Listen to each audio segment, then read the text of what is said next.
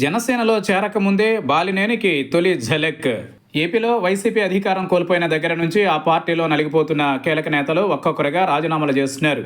వీరంతా జనసేన పార్టీలో చేరేందుకు సిద్ధమవుతున్నారు. ఇప్పటికే పలువురు వైసీపీ కీలక నేతలు ఆ పార్టీకి గుడ్ బై చెప్పి డిప్యూటీ సీఎం పవన్ కళ్యాణ్తో భేటీ అయ్యారు. ఇప్పుడు వీరంతా జనసేనలో చేరేందుకు ముహూర్తం ఖరారైంది.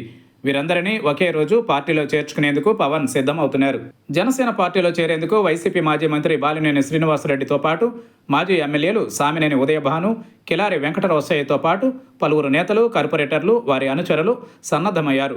ఈ నెల 26వ తేదీన మంగళగిరిలో నిర్వహించే కార్యక్రమంలో ప్రకాశం జిల్లాకు చెందిన సీనియర్ వైసీపీ నేత, మాజీ మంత్రి బాలినేని శ్రీనివాసరెడ్డి, పొన్నూరు మాజీ ఎమ్మెల్యే కిలారి రోసయ్య, జగ్గయ్యపేట మాజీ ఎమ్మెల్యే సామినేని ఉదయభాను జనసేనలో చేరనున్నట్లు ఆ పార్టీ ఓ ప్రకటనలో తెలిపింది.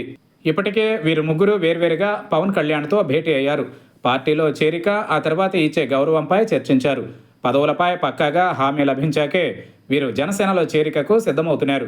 సెప్టెంబర్ 26న వీరితో పాటు విజయనగరం జిల్లాకు చెందిన వైసీపీ నేతలు డాక్టర్ రవణపు భావన కూడా జనసేనలో చేరతారని పార్టీ ప్రకటించింది. అలాగే వైసీపీ రాష్ట్ర కార్యదర్శి, ప్రకాశం జిల్లాకు చెందిన యాదాల అశోక్ బాబు, నాగులుప్పలపాడు జడ్పీటీసీ యాదాల రత్నభారతి కూడా చేరనున్నారు. విజయవాడ, గుంటూరు, తిరుపతి కార్పొరేషన్ల నుంచి పలువురు కార్పొరేటర్లు కూడా పార్టీలో చేరబోతున్నారు. మరోవైపు ఒంగోలులో పవన్ సమక్షంలో చేరతారని ప్రకటించిన మాజీ మంత్రి బాలినేని ఝలక్ ఇచ్చారు.